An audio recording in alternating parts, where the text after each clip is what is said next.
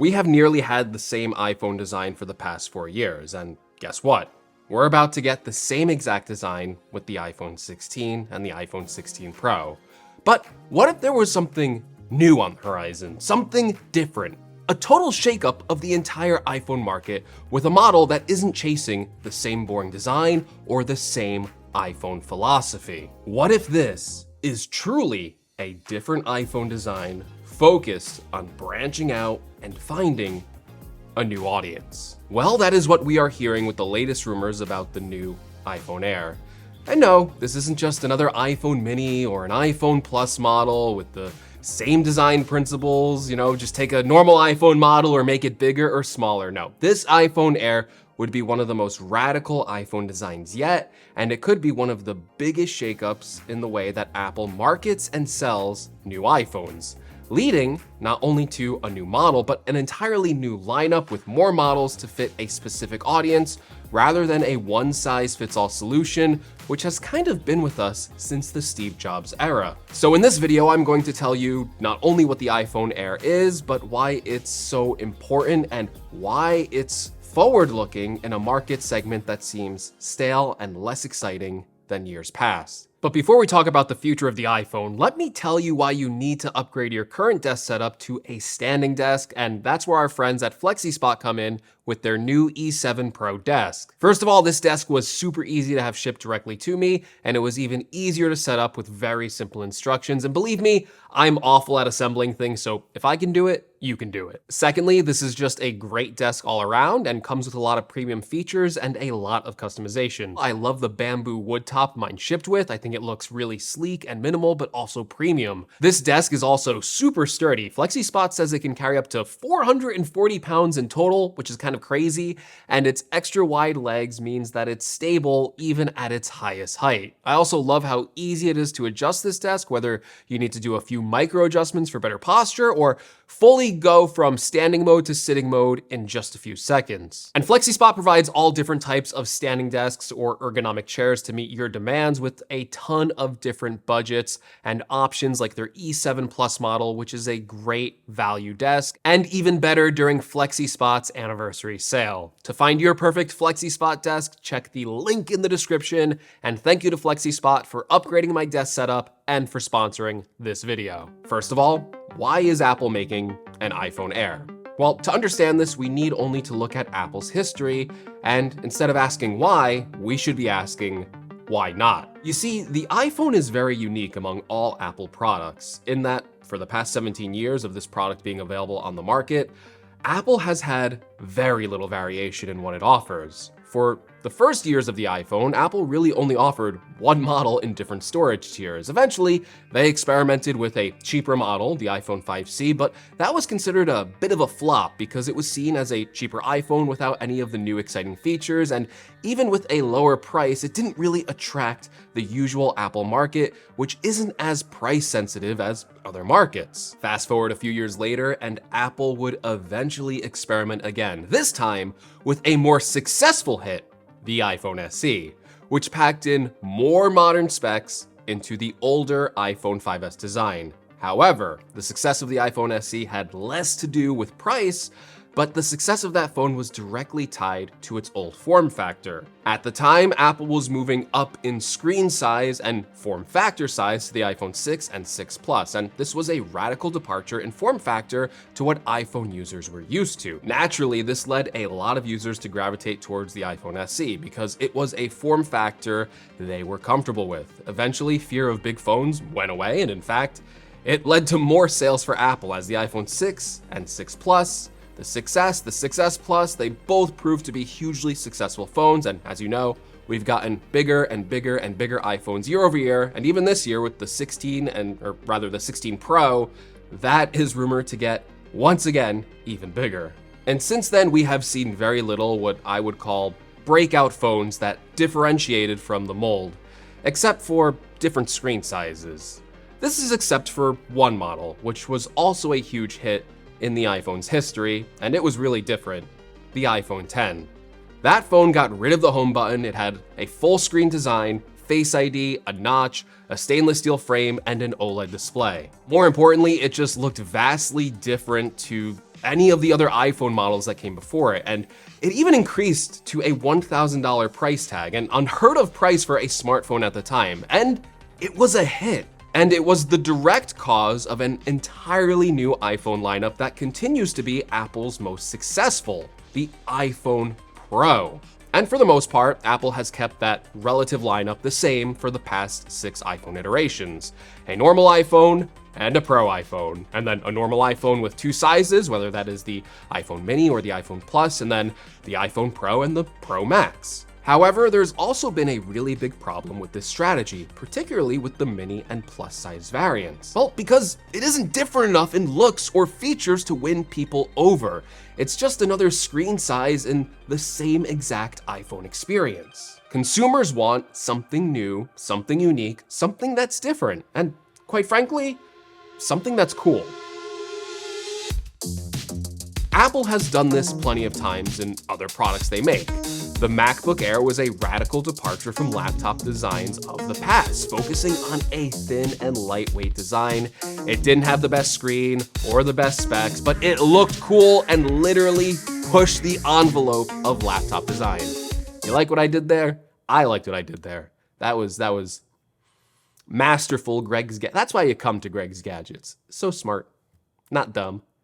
I don't care what my teacher said, I'm not dumb. Even if we go back into the dark recesses of Apple's history, the iPod, that device, I mean, it was just used primarily to play music, but it's actually pretty crazy how many form factors and designs Apple had that could fit nearly every market segment. So why wouldn't they do that with a product that's infinitely more popular? The iPhone, you knew that. I have to tell you that. You knew that. You knew it was the iPhone. Your teacher said you were smart. Listen, just look at the iPhone in comparison to the iPod. Apple has played it relatively safe with its biggest product ever. But now with the sheer dominance of the iPhone and how many hundreds of millions of units it sells each and every year, it is time to acknowledge that different models fit different users. And that is what the iPhone Air is, at least based on the information we have rumored from highly credible sources like The Information. That's the name of the source. I'm not saying the information of the rumor. The name of the publication is The Information. And our favorite rumor mongerer, or to be fair, he's a reporter really. Our favorite person who's credible on this stuff, Mark Gurman, is also reporting this. And they say this won't be a standard mini or plus model. They're saying this is an entirely different iPhone model that is focused on pushing the boundaries of the physical iPhone design. The iPhone Air is rumored to be a much thinner design than the current iPhones, which could be as thin or even thinner than the current iPad Pro, which is currently the thinnest product that Apple has ever made. And I know, when you hear the word thinner and you look at your current phone, you might struggle to think, just how much thinner could this device actually get? But taking a look at mock-ups like these, and by reducing not only the thickness of the frame, but also the size of the camera on the back, Apple could make a device that looks drastically thinner and looks drastically different. And not only look different, but feel different in your hand. Light, comfortable, and super thin. The iPhone Air is also rumored to sport a screen size in between the regular and plus size models, with the information reporting that the screen size would be 6.5 inches with ultra thin borders. It would also have a smaller camera cutout, maybe with Face ID sensors placed behind the display, with just a small camera cutout in the front of the display, with a new, more powerful 24 megapixel sensor. So not only is that shrinking, it's also getting more powerful. The rear camera placement could also change. Ever since the introduction of the first iPhone, the camera has been placed in the top left corner of the iPhone, but this time, the iPhone Air could feature a camera placed in the top center, perhaps to make the design appear even thinner or help balance out the phone from this ultra-thin design so the phone doesn't,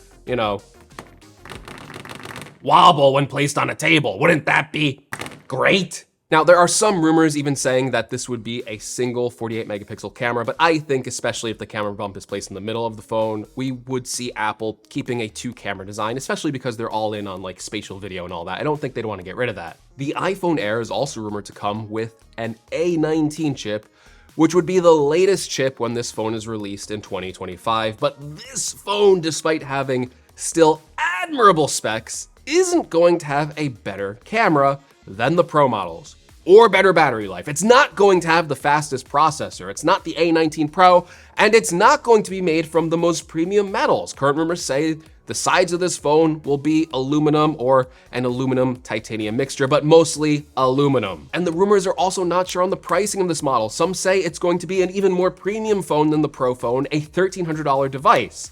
And something that could possibly be true. Don't forget, when Apple released that ultra-thin MacBook, that was a weaker computer focused on being thin and light. It was about the same price as a MacBook Pro, which was infinitely more powerful. But I do think that Apple likes to learn from their failures, and I think that this price point would doom this phone just like it did the MacBook. But here's where things get interesting. The rumors don't agree. And some are saying that this phone will be priced between the regular and Pro models, literally replacing it in the lineup with the price point of the iPhone 15 Plus, which sounds more reasonable to me as something that will look better, but not necessarily function better. But do not underestimate the power of a new design. At this point, any iPhone is overkill in specs for the vast majority of iPhone users. They are stupidly fast, stupidly reliable, have amazing cameras and premium designs, but let's face it, they all look the same. And you know, this iPhone, even though there's new things about it, it still kind of looks similar to the iPhone 12. Like if I pull this out, it might take you a second to go, hey, that's the latest iPhone. Especially if you're up on your colors, you would know that, but you know, if you're a normal person, you might just go, that's the old iPhone. But it's not. A new design that looks cutting edge can make the difference here.